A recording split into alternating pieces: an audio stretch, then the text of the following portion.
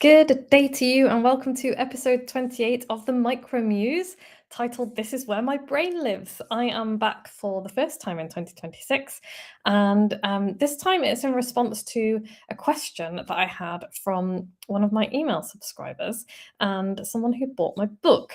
So, thank you to Katerina, who emailed me to, first of all, say how much she loved my book, which was so nice. And secondly, to ask me about something that I mentioned in my book, which was bullet journaling. And I read the bullet journal years and years ago now, probably 5 or 6 years ago now. And so I'd written about it a little bit in my book, How the Hell Do You Write a Book? Available from Amazon and elsewhere online, and also my website. And she asked me if I had anything on the website about it, and I don't think I do at the moment, or if I do, it's buried in my blog. But what I thought I would do would talk a little bit about my notebooks and how I use them today, because that's where my brain lives. I don't do bullet journaling in the strict sense of it anymore, but it did get me started, and it got me started on creating my own way of using notebooks. And that's really what I wanted you to think about today. It's like there is no right or wrong way to use a notebook. Some people will love following bullet journaling to the letter, and I know some people who do that. Other people will hate it and they will want to do something completely different. And then there are probably quite a lot of people like me who are somewhere in the middle. It's like they like aspects of it, and they want to take the bits that work for them and use them for themselves. So I have 3 physical notebooks, and I have a bunch of other notebooks elsewhere. So I just wanted today to talk about the physical notebooks that I use, because I thought you might find it useful. So there is my everyday notebook. I use Dingbats notebooks, and I will pop a link underneath here. It is an affiliate link. So if you're going to buy Dingbats notebooks, please use my affiliate link, because it will fund my notebook habit. These are the only notebooks I use and endorse. I have used others that I liked before, but these ones I love. They're good for the planet. They're good for humanity. They're good for the environment. I just love them. So they are the ones that I like. They do striped, lined, dotted, which these are, and plain. And the ones I use are dotted and plain. I don't like lined paper. It's not something that I just don't get on with them. So my everyday emails are my everyday notebook. Sorry, I use like this. So this is the daily, and I divide it a little bit using the bullet journal method. So I divide it into times down the edge, and then I divide it into the tasks that I want to get done today with the top 3 in a different color. Those are the 3 things that I want to get done of a day, and I will consider the day a win. And then that's the thing that I am really focusing on. So this is from the 11th of December, so a couple of days before I finish for my winterval. This is my little ta-da list. So this is the things that I managed to do, and I can look at those and be like, oh, I did the 3 things. And then this is things that I am generally proud of. And one of those was not being late for my wax for once. That happens a lot. So yeah, those are things that I'm proud of that may or may not have anything to do with the work that I'm doing that day. It might just be like, oh, somebody told me that I really helped them, or maybe I managed to get out of bed. Sometimes that is something to be proud of. I have a little gratitude, and today, on this day, Laura Chamberlain featured. Hi, Laura, because she is brilliant. She is one of my favorite clients at the moment, and she's just awesome. And then I have a little glimmer, something that makes me smile in the day, because why not? And then I kind of map out my day there. And this side here is just for notes. I call it my ideas, and I have a little word that I want to have as my word of the day. Ideas that I have, sometimes that's fuller than others. That's not a particularly full day. Other ways that I use this notebook. So right at the beginning of the notebook, and I found this really useful, and this is something I picked up from Cal Newport and his slow productivity, is I have project pages. So I have a project holding tank page, and that is all of the big projects that I might want to work on to do with my business. And they all go down one side of the page here, so that I don't feel like I have to put them on my to-do list every day, because that's really, really stressful. And that's one of the things that will stop me from doing stuff, is if I've got too much stuff on and it keeps falling off, because you can't possibly get that much done every day. So I always know what have I got to work on, because I forget. It's like, oh, Oh, I was going to do audiobooks. Okay, cool. And that's still on my project holding list. And then on the other side, I've got active projects. So this is stuff from here that I'm working on at the moment. And then I take aspects of those and they become my to-do list for the day. I've also got the active training courses that I'm working on and active clients that I'm working on down there as well, just so that I can keep everything straight in my head. And that I find really, really useful.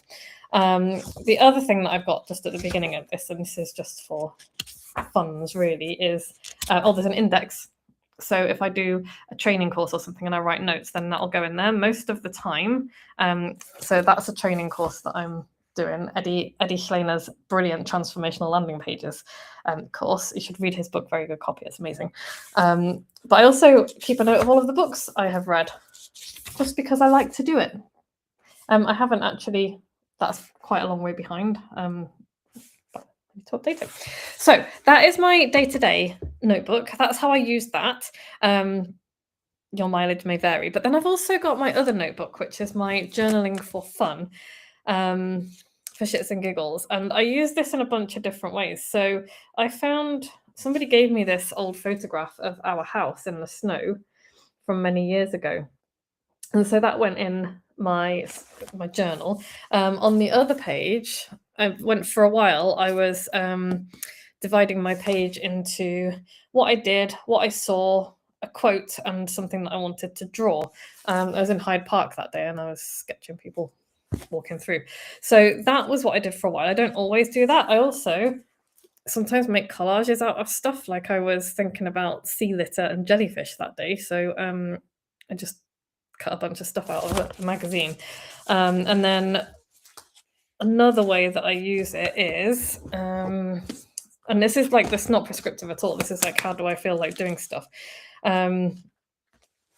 So here, from fairly recently, these are the little gift tags that Joe put on my Christmas presents, but I put quotes in. I put quotes into this notebook, this type of notebook. I'll copy quotes out. I might read something really cool in a book that I'm reading. I might see something that a quote that somebody else has shared, and decide that I want to share that quote as well. I keep stuff from trips that I've had. That was when we went to Albania, postcards and bags and things from souvenirs that I bought. And I will talk a little bit about what we did that day. So, today we visited Barat and explored the citadel, which is very cool. A group of dogs decided to have a little group adventure climbing the walls. So like things that I noticed that I wanted to make a note of, and the reason that I am sharing all this, and the reason that I think it's so important, and that, this is where my brain lives, is because this is where my writing ideas come from. Like people say, where do you get all of your ideas from? Why don't you ever run out of ideas? I'm not saying that I don't sometimes get stuck and blah, blah, blah. But if I'm like, the other day, I was talking to Sarah, my power. I was like, I need to write today's email. I don't really know what I'm going to write about. So I picked up one of my old notebooks and I had to flip through it, and I noticed a note about a telegram that Dorothy Parker had sent to her editor, and I intended to write about the contents of the telegram, but actually I ended up writing about how I think we ought to bring telegrams back because they're really cool, and it turned into like a humorous rant about why other forms of communication aren't helpful. And that has happened so many times. And I'm also going to write about the contents of Dorothy Parker's telegram as well, because it was basically her complaining about not being able to write anything, and it's so relatable. And it's just like, she was always like right up to the wire with her deadlines because she just found the writing process torturous, which I know a lot of people can relate to. So I'll write about that at some point. But these notebooks, I keep them partly because I want to be able to flip back through and see what I've done, because my memory isn't very good. And I like keeping souvenirs from trips, receipts, and that was when we went to that amazing place for the best bruschetta I've ever had in Venice. And I know when we go back, I'll know how to get there because I've got the receipts and stuff. But also, it's just such a rich resource of stuff that I can write about. And it's not all quotes. It's not all, receipts and souvenirs from trips. It's also, I've overheard that conversation between two people and I can just write a few notes about it, and then maybe that's something that I will want to write about in future. And I got a message this morning from a friend of mine. They know who they are. And it was just a really funny video based on a conversation they'd overheard at the gym, and they made like a just a silly, funny video of that conversation. And it's like that's the kind of thing that might turn into, I don't know what they're going to do with that video. Other than, I don't know who else they've sent it to, I don't know. But it just made me laugh so much. And it's like that's the kind of thing that you want to make a note of somewhere. Because if you're anything like me, you will forget. So I hope this has been a little bit helpful. It's quite a lot. It's not me saying this is how you should use notebooks, this is what you should do. It's me saying, please keep notes somewhere, somehow, whether it is in physical form or on I've got a Trello board. That's my other online notebook. A lot of stuff goes in there. If I'm doom scrolling Instagram or something, this is a really good tip, and this is given to me by Sophie Lee.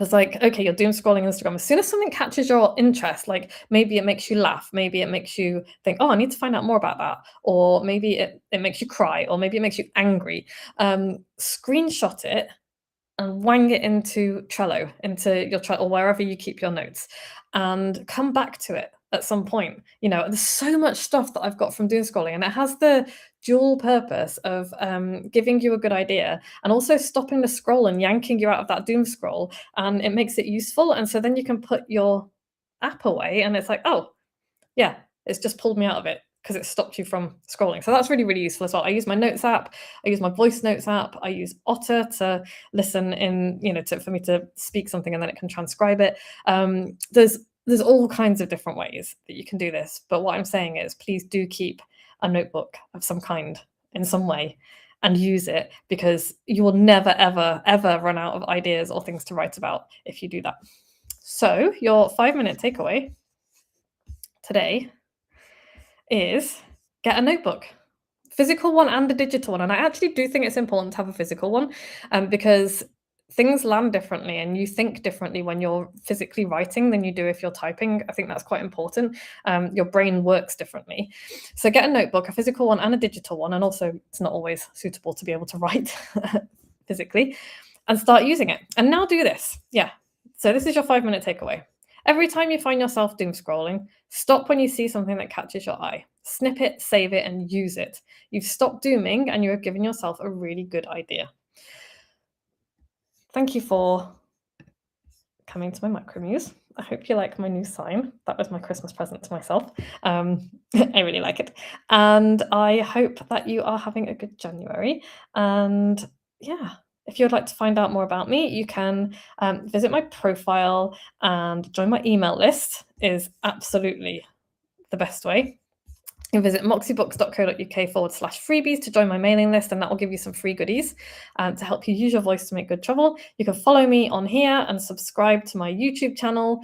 And yeah, just have fun, play, be creative, and I will be back next week.